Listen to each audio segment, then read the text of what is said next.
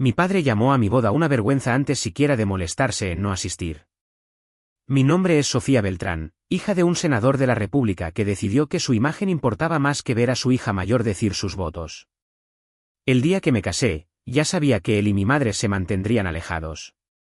Pensé que lo peor que sentiría sería el escozor de 2 sillas vacías y el tipo de silencio que te sigue a casa. Estaba equivocada. Justo después de la ceremonia, todavía con mi vestido puesto, abrí el chat grupal de la familia que usualmente contenía fotos de caridad y actualizaciones de campaña. Mis manos estaban firmes de una manera en que mi corazón no lo estaba. Adjunté una sola foto de mi boda y le di a enviar sin añadir una palabra, solo una imagen. La prueba de la vida que había elegido sin su permiso. Durante 3 minutos, no pasó nada. Ni felicitaciones, ni preguntas, ni siquiera un emoji de corazón falso. Luego, mi pantalla se iluminó como un panel de alarma. Primero mi madre, luego mi padre, luego mi hermana menor, y después números que reconocí de la campaña. Llamada tras llamada, mensaje tras mensaje, todos llegando a la vez, como si esa única foto hubiera desatado un incendio en una casa que creían a prueba de fuego. No estaban en pánico porque me había casado con un mecánico. Estaban en pánico por lo que más había en ese encuadre y lo que podría hacerle a todo lo que habían pasado décadas construyendo. Si alguna vez te han tratado como una mancha en la imagen perfecta de tu familia, quédate conmigo. Y antes de continuar, dime, ¿desde qué ciudad estás viendo esto? ¿Y qué hora es allí ahora mismo? Pensé que su ausencia en mi boda era el final de nuestra historia. No sabía que era el disparo inicial de algo más grande. Años antes de que todo explotara, las reglas de mi familia ya habían sido escritas en piedra dentro de nuestra casa en la Ciudad de México. Mi padre, el senador Mauricio Beltrán, trataba esa casa como una extensión de su oficina. Cada pasillo se sentía como estar tras bastidores, cada comida como un ensayo para la siguiente cámara. Mi madre, Margarita Beltrán, se movía por ella como una directora de escena, alisando servilletas y expresiones, asegurándose de que nada pareciera fuera de lugar. Yo era la mayor, de quien se esperaba que entendiera que las apariencias eran lo primero y los sentimientos un distante segundo lugar. Para cuando llegué a la preparatoria, sabía exactamente cuál era mi posición. Yo era la seria que leía demasiado y sonreía muy poco. En la que confiaban para sentarse en cenas de donantes sin derramar nada sobre el mantel blanco. Mi hermana menor, Alejandra Beltrán, era la que exhibían ante el mundo. Reía con facilidad, sabía cómo encantar a una habitación y atraía las cámaras como la mayoría de la gente coge un vaso de agua. Cuando el personal de la campaña pasaba por casa, la llamaban cercana de una manera que nunca se dijo de mí. No había peleas a gritos en nuestra casa, casi nunca se alzaba la voz. Mi padre no necesitaba gritar. Podía destrozarme con una mirada, con un comentario medido sobre cómo lo había decepcionado, cómo mis elecciones se reflejaban en su nombre. Mi madre tampoco discutía. Me recordaba que su carrera pagaba por todo lo que nos rodeaba y que lo menos que podía hacer era no poner las cosas más difíciles. Aprendí a leer cada cambio en su expresión de la misma manera que otros niños aprenden a leer las señales de tráfico. Un ligero endurecimiento alrededor de sus ojos significaba que había hablado demasiado. Una pausa antes de responder significaba que debía cambiar de tema. Un largo suspiro en la mesa de la cena significaba que de alguna manera lo había avergonzado delante de los invitados. Era un entrenamiento sobre cómo no ser vista. Una tarde, cuando tenía unos 15 años, fui a buscar un anuario viejo al cuarto de Trebejos que estaba al final del pasillo de arriba. La habitación olía a polvo y limpiador de limón, apilada con cajas de campañas pasadas y proyectos escolares que mi madre guardaba para aparentar. En el fondo de un armario, encontré una caja de cartón plana llena de fotografías sueltas. La mayoría de las fotos eran familiares, apretones de manos en escenarios, sonrisas posadas frente a banderas, mis padres en galas de caridad. Entonces saqué una que nunca había visto. 2 hombres jóvenes se apoyaban en el cofre de una camioneta destartalada, con el sol en sus rostros y los brazos sobre los hombros del otro. Uno de ellos era inconfundiblemente mi padre, más joven y con los hombros más relajados, el pelo más largo, una amplia sonrisa.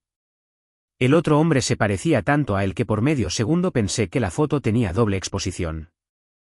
Tenían la misma mandíbula, los mismos ojos, el mismo hoyuelo en la comisura de la boca. Pero había algo más suave en el rostro del extraño. Parecía como mi padre podría haber sido si nunca hubiera aprendido a usar una sonrisa como arma. En el reverso de la foto, en tinta desvaída, solo había un año y una palabra que no pude descifrar del todo. De pie allí, en esa habitación estrecha, la foto en mi mano se sentía más pesada de lo que debería.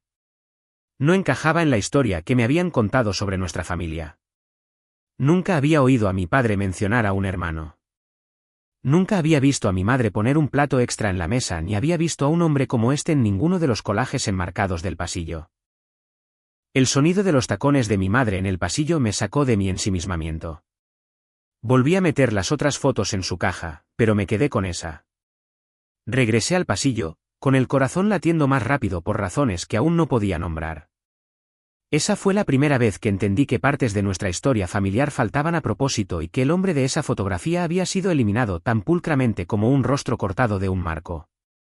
En los años que siguieron, esa fotografía oculta permaneció guardada dentro de un cuaderno que mantenía en mi estante superior, un recordatorio silencioso de que algo en nuestra historia familiar había sido reescrito. A medida que avanzaba hacia la edad adulta, la distancia entre mis padres y yo no provino de una discusión dramática. Provino de una erosión constante de la confianza, una comprensión gradual de que mi valor para ellos dependía enteramente de lo bien que reforzara su imagen pública. Las solicitudes para la universidad se trataban como informes de estrategia de campaña. Las trayectorias profesionales se evaluaban según cómo podrían verse en un titular. Mi padre nunca preguntó qué quería yo. Preguntó qué tendría sentido para una Beltrán. Durante ese tiempo, me sentí atraída por espacios que no se parecían en nada a nuestra pulcra casa, talleres mecánicos, centros comunitarios, lugares ruidosos donde la gente gritaba de un lado a otro de la habitación y a nadie le importaba una alfombra impecable. Allí fue donde conocí a personas que vivían sin ensayar sus palabras. Sus vidas eran desordenadas, honestas, sin editar, de una manera que despertó algo dentro de mí. Nunca mencioné este cambio a mi familia. Para entonces, comprendía que ciertas verdades, especialmente las que me hacían sentir viva, era mejor mantenerlas fuera de la casa de los Beltrán. Aprendí a moverme por su mundo con una calma practicada mientras construía una vida separada fuera de su vista. Fue durante una de mis visitas a casa desde la universidad que apareció una segunda pista. Mis padres se preparaban para organizar una recaudación de fondos y me habían encargado organizar cajas en el sótano. Mientras despejaba un estante, encontré un sobre delgado encajado entre contenedores de almacenamiento apilados. Dentro había algunos documentos, nada destacable a primera vista, pero entre ellos yacía una carta doblada con una caligrafía que no se parecía en nada a la escritura firme y deliberada de mi padre. Los trazos eran más sueltos, curvos, casi familiares. La carta no era larga. Hacía referencia a un desacuerdo, algo sobre principios, algo sobre negarse a seguir un plan.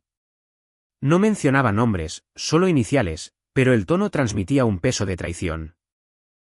Quienquiera que la escribió se había preocupado profundamente, y quienquiera que la recibió había elegido el silencio en lugar de la reconciliación. No me llevé la carta, pero su contenido viajó conmigo a casa como una pregunta sin respuesta. La narrativa familiar con la que me habían criado que éramos unidos, ordenados, inquebrantables comenzó a sentirse frágil.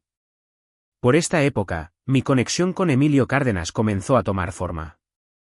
Trabajaba en un hangar local donde pasaba largas horas reparando aviones pequeños.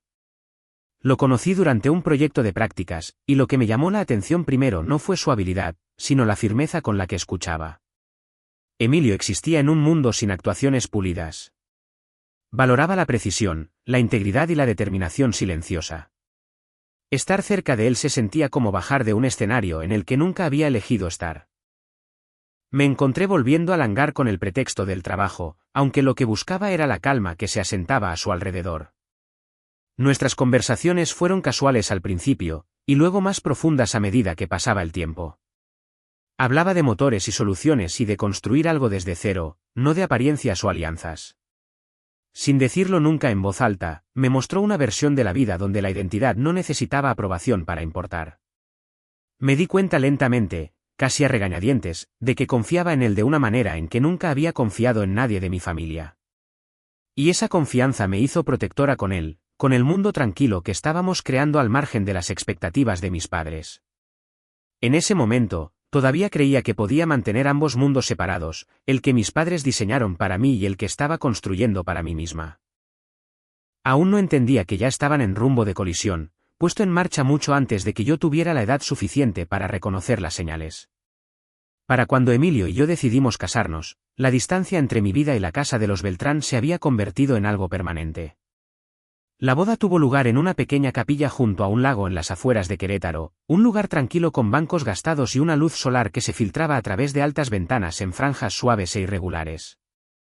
La elegí porque se sentía real, sin pulir, honesta, intacta por las expectativas que habían moldeado gran parte de mi crianza. No envié invitaciones formales a mis padres. Les informé de la manera en que uno podría notificar a una oficina de una ausencia programada, directa, breve y sin la más mínima esperanza de calidez a cambio. El silencio que siguió fue predecible, aunque la confirmación final llegó en forma de un mensaje de mi madre. La redacción era educada, eficiente y completamente desprovista de emoción. Hacía referencia a las obligaciones de mi padre, insinuaba que mis elecciones complicaban las cosas y terminaba con un recordatorio de que el tiempo importaba en la política. No reconocía mi compromiso, mi futuro, ni el hecho de que su hija mayor se iba a casar. Cuando comenzó la ceremonia, sentí la ausencia de los dos asientos vacíos solo como un dolor sutil, como un moretón que había aprendido a ignorar.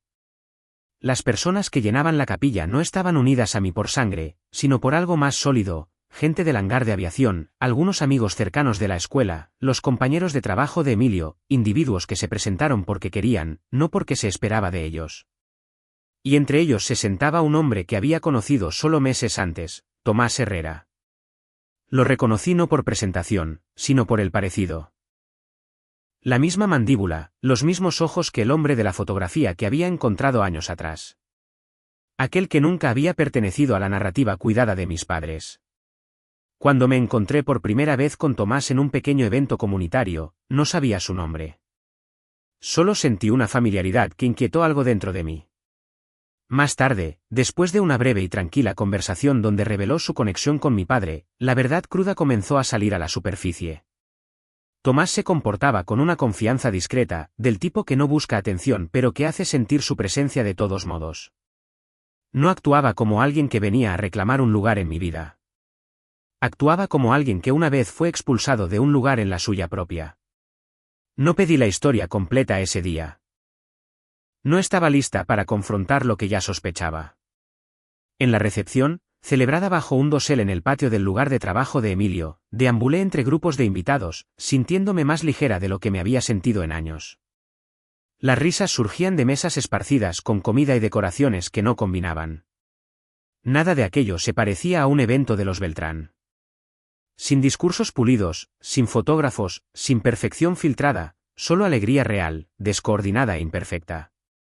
Emilio se movía por el espacio con la facilidad de alguien que sabe exactamente quién es. Verlo así, confiado, centrado, me hizo entender por qué mis padres nunca podrían aceptarlo. No podía ser moldeado ni aprovechado, no podía ser integrado en una estrategia política. A medida que la noche se asentaba en un ritmo cómodo, Emilio me rodeó con un brazo y, por un momento, el ruido se desvaneció. Sentí la solidez de la vida que estábamos celebrando juntos, una vida construida lejos de la presión de las apariencias cuidadas. Fue entonces cuando noté a Tomás sentado en silencio cerca de una de las mesas, observando la celebración con una expresión reflexiva. No había resentimiento en su mirada, solo una especie de calma aceptación que hizo que algo se me encogiera en el pecho. Comprendí entonces por qué su presencia importaba de una manera en que la ausencia de mis padres no lo hacía. Más tarde, cuando alguien pidió una foto de grupo, Emilio y yo nos pusimos juntos y Tomás se colocó a nuestro lado. El momento fue simple, natural, sin forzar. Pero mientras el obturador de la cámara hacía clic, sentí un cambio innegable, como una puerta cerrándose detrás de mí y otra abriéndose delante, ambas cargando el peso de una verdad que ya no podía ignorar. A medida que se desarrollaba la semana después de la boda, las consecuencias de esa única fotografía comenzaron a tomar forma de maneras que no había anticipado del todo. La imagen que envié, solo nosotros tres juntos, había aterrizado en el chat grupal de mi familia como una chispa en una habitación llena de papel seco. No respondí a la avalancha de llamadas que siguieron. No expliqué la foto ni respondí a ninguno de los mensajes frenéticos. En cambio, dejé que el silencio se alargara, sabiendo instintivamente que el silencio inquietaba a mis padres más de lo que la ira jamás podría. Pero debajo de esa quietud, Sentí un cambio expandiéndose hacia afuera. Mis padres habían pasado años construyendo una imagen de una familia política unificada y digna, y la repentina aparición de Tomás Herrera, un hombre al que habían trabajado cuidadosamente para borrar, amenazaba con fracturar la fachada de la que dependían. Unos días después, un sedán elegante entró en el estacionamiento de grava detrás del hangar de Emilio. Reconocí las ventanas polarizadas antes de reconocer a la mujer que salía. Alejandra Beltrán cruzó el espacio con pasos cuidadosos, como si el suelo irregular supusiera un insulto personal. Llevaba vaqueros de diseño y una chaqueta impecable, con el pelo recogido con la precisión que mi madre valoraba. Su repentina presencia no me sorprendió, pero la tensión alrededor de sus ojos sí. No estaba aquí para una reconciliación. Pude sentirlo antes de que hablara. Estaba aquí porque algo en su mundo se estaba desmoronando, algo que no sabía cómo manejar sola. La llevé a un rincón más tranquilo del hangar donde pudiera escapar del ruido de la maquinaria. Mantenía las manos entrelazadas con demasiada fuerza y no dejaba de mirar al suelo como si las palabras correctas pudieran aparecer allí. Pude ver la misma tensión aguda que solía mostrar durante los ensayos de la infancia para las apariciones públicas. La tensión de alguien a quien se le exige sonreír a pesar de la incomodidad. Finalmente explicó, pieza por pieza, lo que había estado sucediendo en casa desde la boda.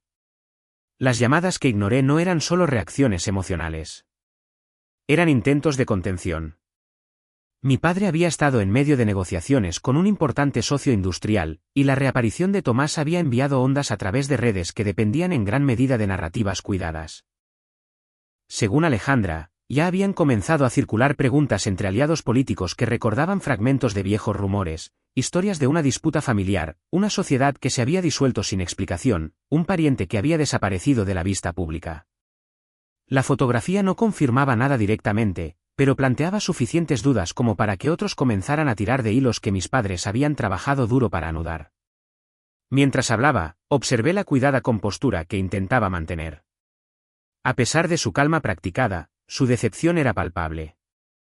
No estaba enfadada en nombre de mis padres. Estaba enfadada porque sus propios planes comenzaban a desmoronarse.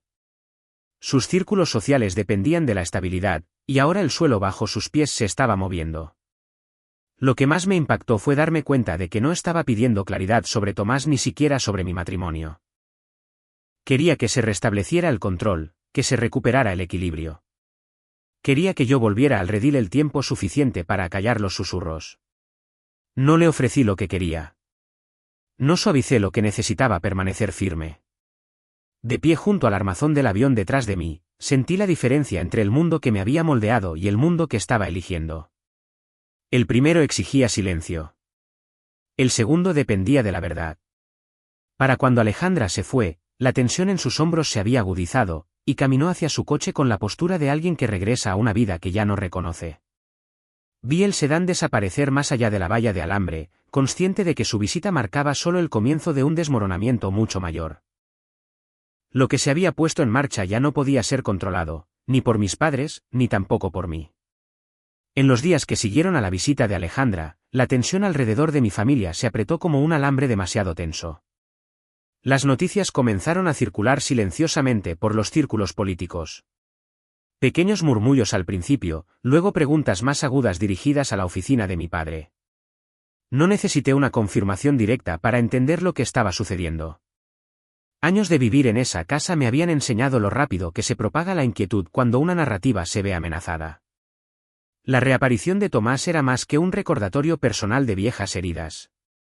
Era la evidencia de una historia que mis padres habían mantenido enterrada, y ahora la tierra a su alrededor se estaba aflojando. Intenté mantener mi rutina habitual en el hangar, pero incluso allí me llegaban ecos del mundo exterior. Emilio, sintiendo el cambio, observaba cuidadosamente sin presionar. La estabilidad de su presencia me anclaba, pero aún así sentía el peso de lo que se estaba desarrollando. Mis padres habían construido sus carreras sobre el control de la percepción, control de los mensajes, control de cada detalle que tocaba el nombre Beltrán. Perder el control no era algo que supieran soportar. No tardaron en hacerse más públicas las consecuencias. Una mañana, mientras ordenaba los registros de mantenimiento en la oficina de Emilio, mi teléfono vibró con una alerta de un sitio de noticias políticas. El titular mencionaba una auditoría interna vinculada a una de las negociaciones industriales que mi padre había estado llevando a cabo. No había nada explosivo en el artículo. Ninguna acusación, ninguna irregularidad confirmada, solo una serie de preguntas puntiagudas sobre transparencia, influencia y la posibilidad de que conflictos internos de larga data resurgieran. Pero en política, las preguntas por sí solas son suficientes para provocar incendios. Leí el artículo 2 veces, comprendiendo de inmediato lo que representaba la auditoría. No se trataba de disputas políticas o preocupaciones presupuestarias.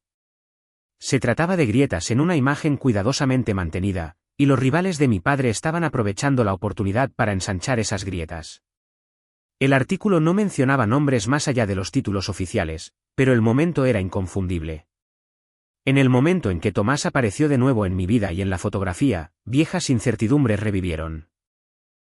La gente que una vez había aceptado la pulcra reputación de mi padre sin dudarlo, ahora estaba revisitando recuerdos que habían archivado años atrás. La comprensión llegó lentamente, y luego de golpe. Mi fotografía no había causado el desmoronamiento. Simplemente había quitado la última capa de barniz, ocultando una fractura que había existido mucho antes de que yo tuviera la edad suficiente para entenderla. A medida que el día continuaba, me encontré volviendo a la foto que había tomado en la boda. La naturalidad en la postura de Tomás contrastaba marcadamente con la tensión grabada en cada foto pública de mi padre. Ese contraste por sí solo decía mucho sobre su historia, incluso sin conocer toda la verdad. Más tarde esa tarde, salí del hangar para aclarar mis pensamientos. El penetrante olor a combustible de motor se mezclaba con el aire fresco queretano. Por primera vez desde que envié la foto, me permití considerar la posibilidad de que el desmoronamiento de mis padres no tuviera nada que ver con que yo eligiera a Emilio. Tenía todo que ver con que la verdad que una vez enterraron de repente tuviera un rostro de nuevo, uno que no podían controlar ni contextualizar. No sentí culpa. Lo que sentí fue claridad, del tipo que revela cuánto de tu vida fue moldeado por el miedo de otra persona. Mis padres me habían criado para creer que proteger a la familia significaba proteger su imagen. Pero de pie fuera del hangar, finalmente entendí que una imagen construida sobre una omisión no puede sobrevivir a la realidad. No sabía hasta dónde se extenderían las consecuencias, ni cómo intentarían mis padres recuperar su posición. Pero sabía una cosa con absoluta certeza, lo que sucediera a continuación no estaría determinado por las expectativas que una vez me definieron. La verdad ya había dado sus primeros pasos al descubierto, y yo había dejado de apartarme de su camino.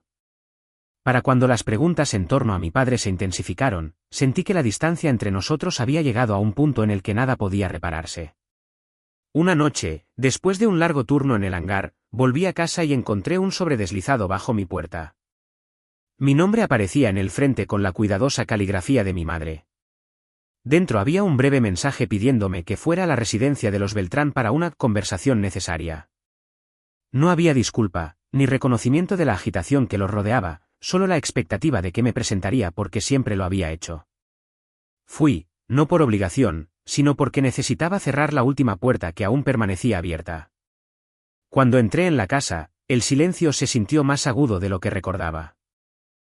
Mi padre estaba de pie cerca del comedor, con una postura rígida, una expresión contenida, señales que reconocí como intentos de recuperar el control. Mi madre permanecía detrás de él, mirándome con una mezcla de preocupación y cálculo. No preguntaron cómo estaba yo ni cómo había cambiado mi vida desde la boda. Se centraron en cambio en las repercusiones que estaban experimentando, el escrutinio de sus colegas, alianzas tensas, investigaciones inesperadas sobre sus decisiones pasadas. Mientras hablaban, escuché sin responder. Cada palabra confirmaba lo que ya había aprendido a lo largo de años de cuidadosa observación. Su preocupación no era por la familia, sino por la contención. Veían las crecientes preguntas como un inconveniente, una interrupción de una narrativa que creían que merecían proteger. Mi padre finalmente desvió la conversación hacia mí. Insinuó que mis elecciones habían acelerado la repentina atención sobre su oficina, que yo había ignorado lo que representaba el nombre Beltrán. Habló como si mi vida fuera de esta casa fuera una desviación en lugar de una realidad que yo había construido con intención. Cuanto más hablaba, más claro se hacía que todavía esperaba que me alineara con sus objetivos. Incluso ahora, incluso después de todo. De pie allí, sentí que una calma inesperada se apoderaba de mí. Miré las paredes, las fotografías dispuestas, la versión cuidada de nuestra familia que nunca había coincidido con la verdad. No sentí ira, solo certeza. La parte de mí que una vez buscó su aprobación se había desvanecido mucho antes de este momento. Cuando hablé, mi voz se mantuvo firme. Les dije que mi vida ya no estaba ligada a la suya, que las decisiones que tomaba no estaban sujetas a la estrategia política ni a la gestión de la reputación. Les dije que no volvería a esta casa nunca más. No levanté la voz ni ofrecí acusaciones. Simplemente establecí el límite que se había estado formando en mí durante años. La expresión de mi padre se endureció, un cambio apenas visible, pero suficiente para mostrar que entendía lo que quería decir. La respiración de mi madre se entrecortó ligeramente, aunque no dijo nada para detenerme. Su silencio se sintió como la confirmación de que el vínculo entre nosotros siempre había sido condicional, mantenido por expectativas que yo ya no cargaba. Me di la vuelta y salí de la residencia Beltrán sin dudarlo. El aire nocturno se sentía nítido y limpio contra mi piel. Por primera vez, sentí todo el peso de lo que significaba elegir mi propia vida. Una no moldeada por el silencio, no moderada por las apariencias, no dependiente de una aprobación que nunca llegaría libremente. No hubo triunfo en ese momento, solo liberación. Irme no fue una victoria sobre ellos. Fue un regreso a mí misma. Su historia sirve como un recordatorio de que algunas familias no se fracturan por conflictos explosivos, sino por años de expectativas silenciosas que no dejan espacio para la autenticidad. Sofía Beltrán aprendió que elegir la paz a menudo requiere alejarse de personas que se niegan a verte más allá de sus propias necesidades. Su resolución demuestra que los límites no son actos de rebelión. Son actos de preservación. Para cualquiera que alguna vez se haya sentido definido por la imagen de otra persona, su viaje ofrece una verdad simple: tienes permitido salir del marco. Gracias por escuchar esta historia. Si resonó contigo, considera apoyar el canal para que más historias como esta puedan llegar a quienes las necesitan.